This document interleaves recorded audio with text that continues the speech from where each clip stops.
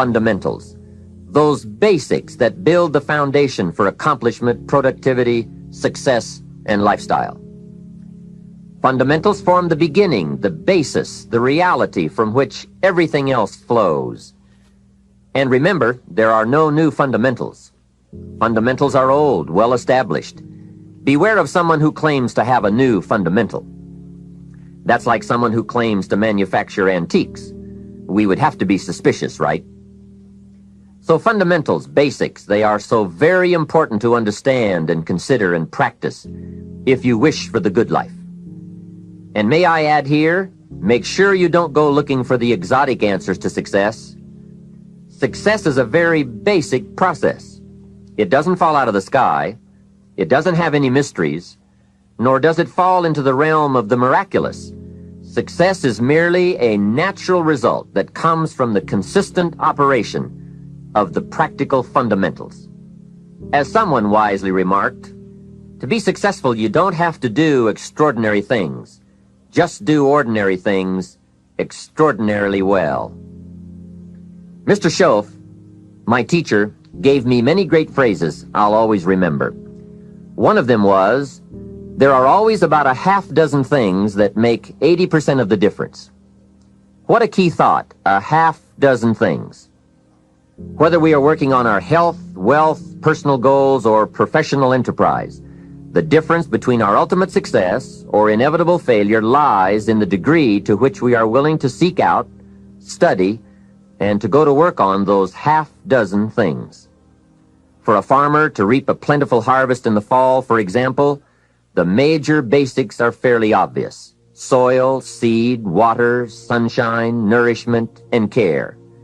Each fundamental being equally in need of study and attention, for together they bring about the best chance for a successful harvest. A good question to ask before undertaking any project or setting any new objective, then, is what are the most important half dozen things that will make the major difference in how it works out? So whether the enterprise is art or architecture, music or sculpture, mathematics or sports, business or farming, success or lifestyle, it's the fundamentals that count. To understand them and to practice them is to take the first intelligent step toward accomplishing your objectives and living your dreams. The second key word for us to consider is wealth. Wealth is a word that brings about a wide variety of mental images, and that is part of my purpose in these cassettes, to provoke that wide variety of mental images, for that is where the dreams are. That is where the inspiration comes from, and that is where true incentive is born. The mystery and mixture of mental image, the stuff and the staff of life. Its right use, its constant use is the way to a life unique and a life abundant. Now, to one, wealth means having enough financial substance to be able to do whatever you wish to do with your life.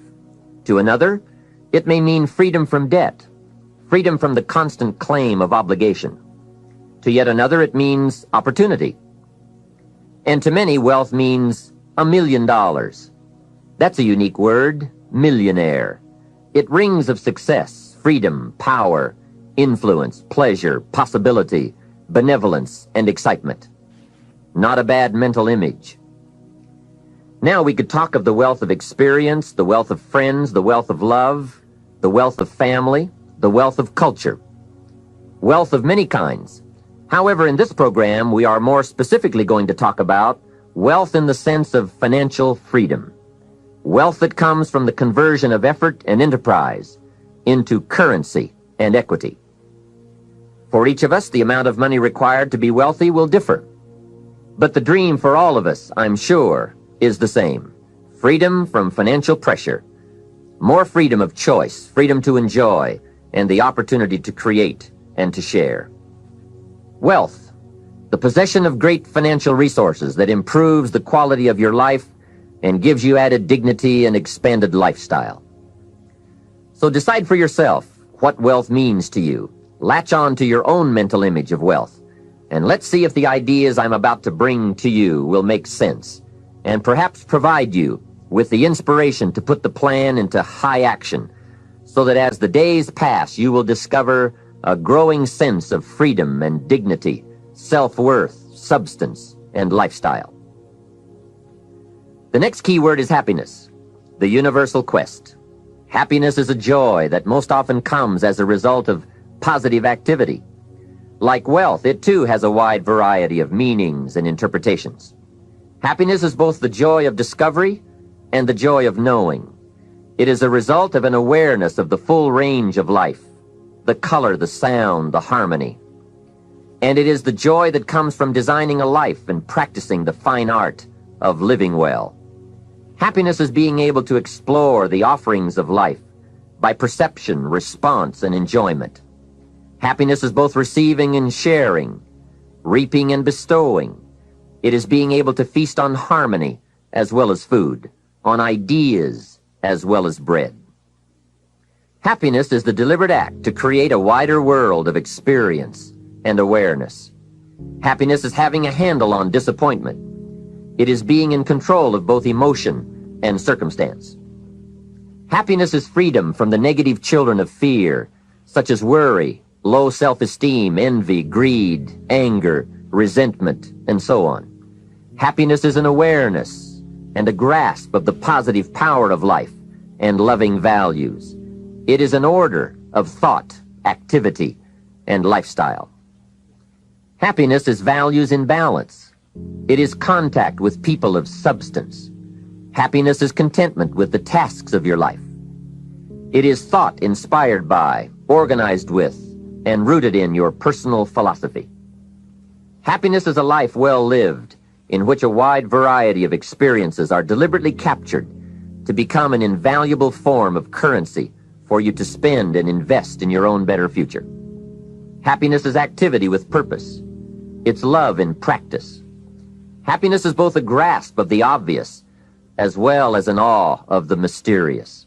But for most people around us, happiness seems to be either something left behind or something yet to be discovered. Like all the good things in life, happiness is elusive by nature, but not impossible to capture. A major key for bringing joy into our lives lies in the next word we shall briefly examine: discipline. If there is a magic word that stands out above all the rest, this is the one: discipline. Discipline is the bridge between thought and accomplishment, the bridge between inspiration and value achievement, the bridge between necessity and productivity. Remember, all good things are upstream. The passing of time takes us a-drifting, and drifting only brings us the negative, the disastrous, the disappointment, and the failure. Failure is not a cataclysmic event. It is not generally the result of one major incident, but rather a long list of accumulated little failings. Failing in life is failing to think today, failing to act today, failing to care, to strive, to climb, to learn, to keep trying day by day. If your goal requires that you write 10 letters today and you write only 3, you are down 7 letters. If you want to make 5 calls and you only make 1, you are down 4 on calls. If your plan calls for saving $10 today and you save none, you're down $10 today. Now the danger is looking at an undisciplined day and concluding that no great harm has been done. It doesn't seem like such a bad day, but add up these days to make a year, and then add up those years to make a lifetime, and perhaps you can now see how repeating today's small failures can easily turn your life into a major disaster. Success, on the other hand, is just the same process in reverse.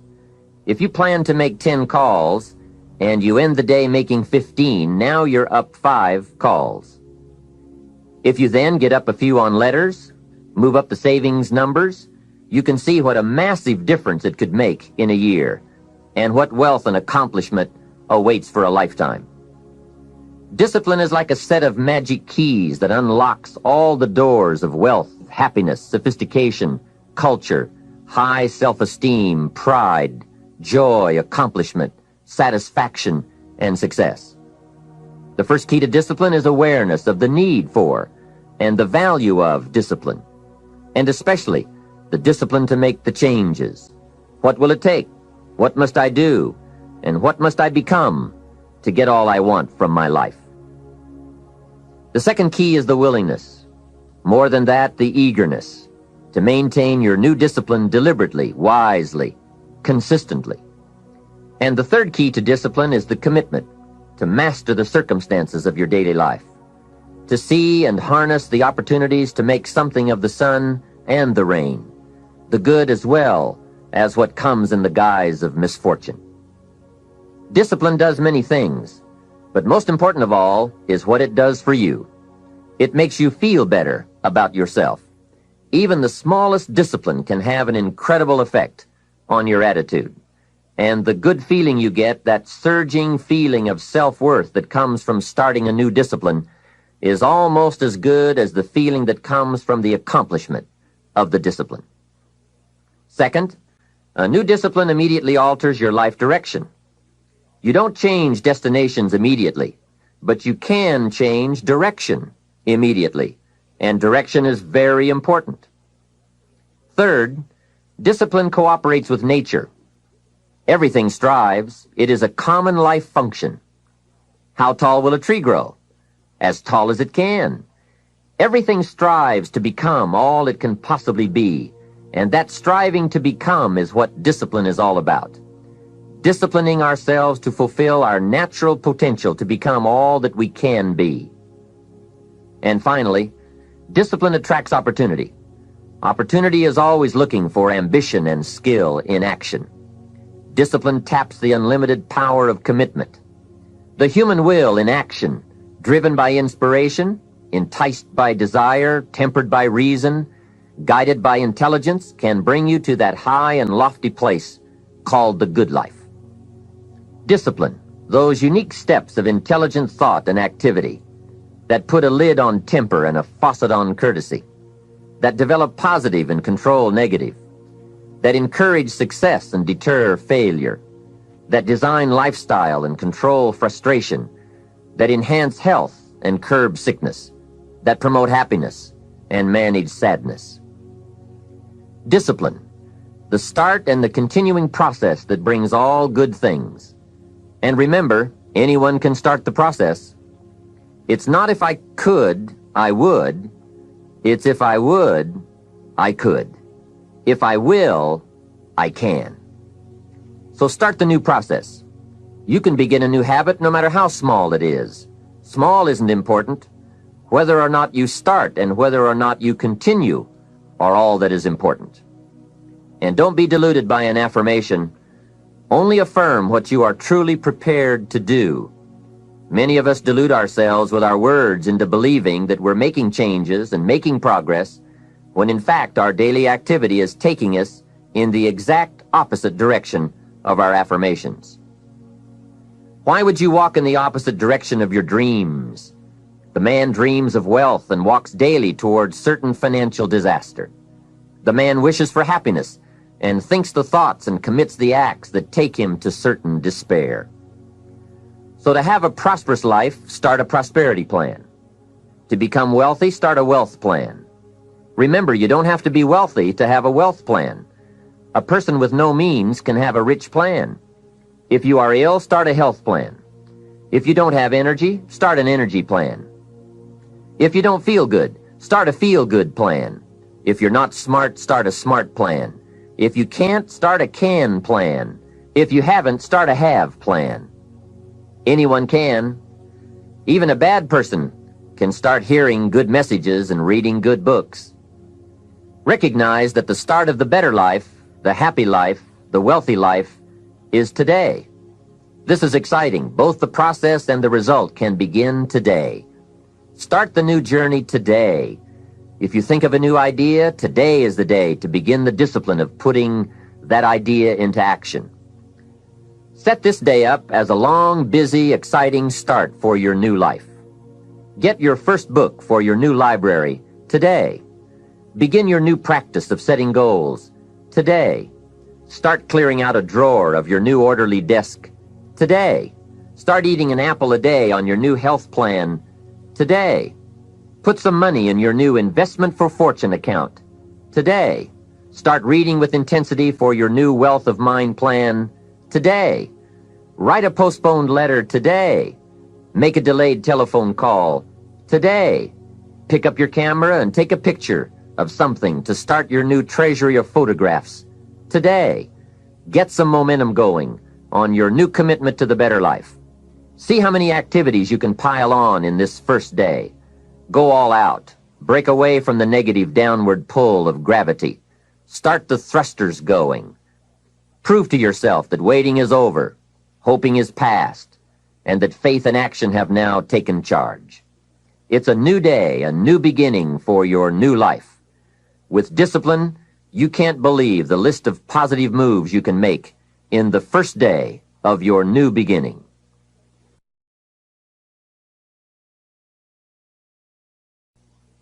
Success is both a journey and a destination, isn't it? It is both the steady, measured progress toward a goal and the achievement of a goal. Success is an accomplishment, whether it be great or small, and it's an understanding of the potential and power of an entire human life. Success is an awareness of value, and it's the cultivation of value through discipline. It can be tangible or intangible. Success is a process of turning away from something in order to turn toward something else. From no exercise to exercise, from candy to fruit, from not investing to investing. Success is responding to an invitation to change, to grow, to develop, to become, to move up to a better place with a better vantage point. But most of all, success is making your life what you want it to be. Considering all the possibilities, considering all the examples, what do you want for your life? That is the big question.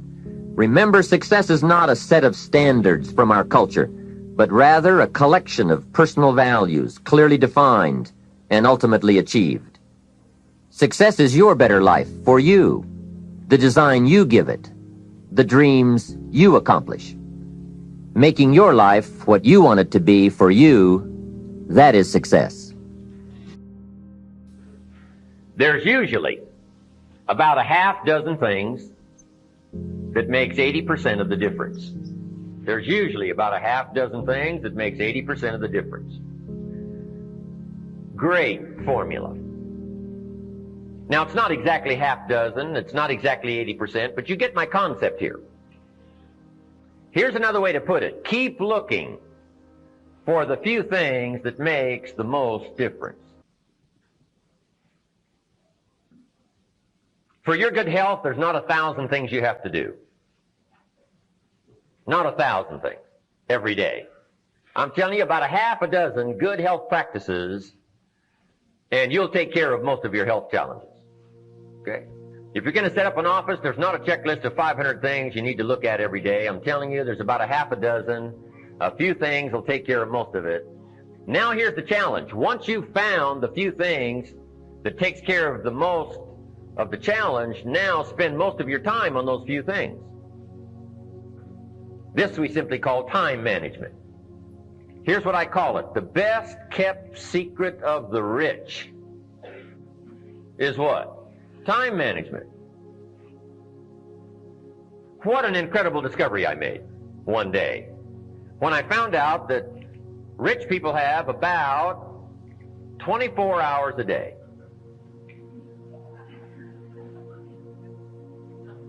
Right? And poor people have about what?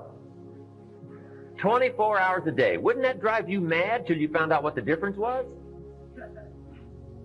Both have equal time, but an incredible difference in outcome. What makes the difference? Same time, but a totally different outcome. It's called time management. And here's part of it in a nutshell. Look for the few things that makes the most difference, then spend most of your time working on those few things. In our leadership series, here's what we learned.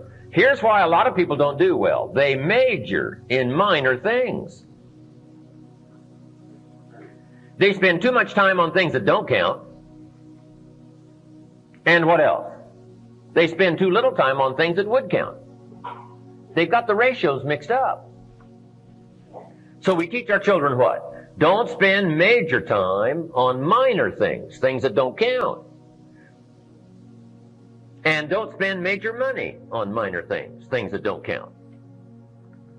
It's easy to get the ratios mixed up and suffer the consequences. In the last 10 years, a guy's bought 2 tons of donuts and 2 books.